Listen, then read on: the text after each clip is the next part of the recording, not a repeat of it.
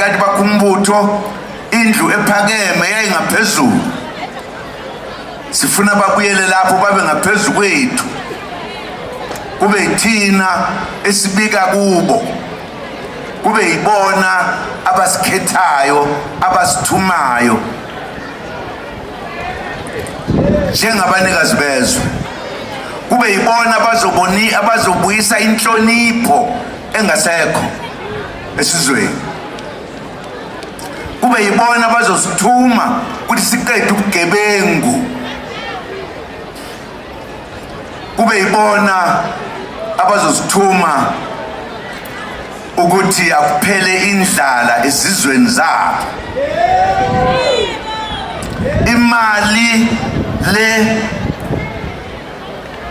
embiwa phansi la eSouth Africa ayingaphathwa abantu esingabaziyo